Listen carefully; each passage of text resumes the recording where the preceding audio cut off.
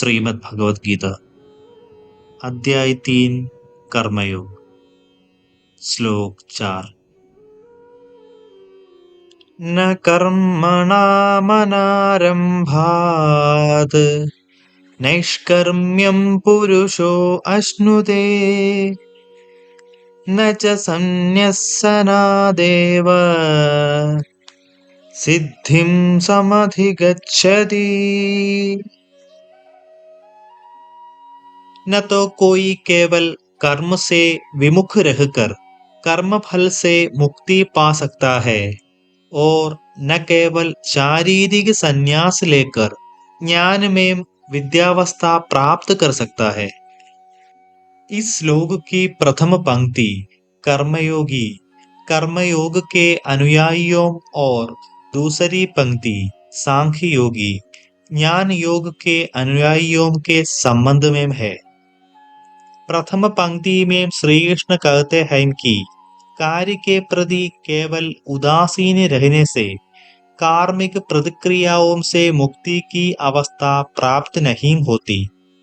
मन निरंतर फल प्राप्ति का चिंतन करता रहता है और क्योंकि मानसिक कार्य भी कर्म का ही रूप है, इसलिए यह भी शारीरिक कार्य के समान मनुष्य को कर्म के बंधनों में बांधता है।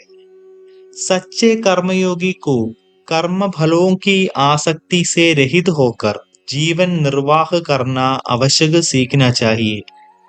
इसके लिए भौतिक ज्ञान को उन्नत करना आवश्यक होता है। इसलिए कर्मयोग में सफलता पाने के लिए तत्वज्ञान भी अनिवार्य है। दूसरी पंक्ति में श्री कृष्ण स्पष्ट करते हैं कि सांख्य योगी केवल संसार से संन्यास लेकर और सन्यासी बनकर ज्ञानोदय की अवस्था प्राप्त नहीं कर सकता।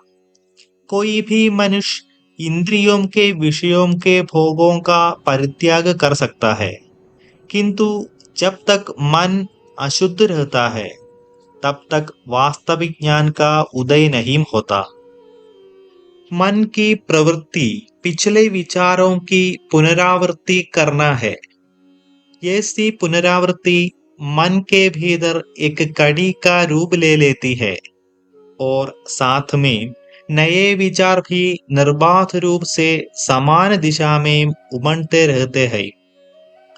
अपनी पुरानी प्रवृत्तियों के कारण लौकिक चिंतन से मन चिंता, तनाव, भय, घृणा, शत्रुता, आसक्ति और सांसारिक आवेगों के समस्त रागों की ओर भागता रहता है।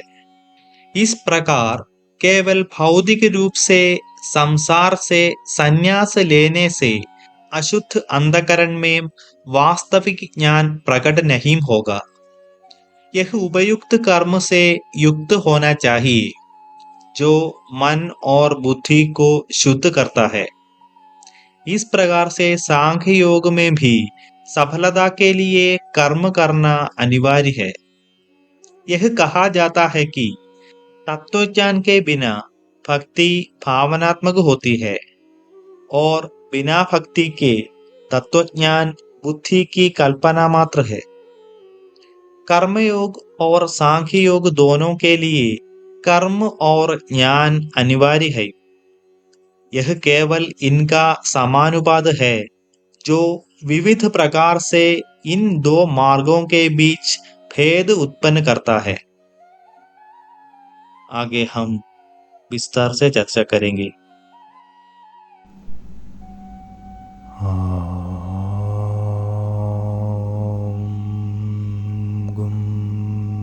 गुरुभ्यो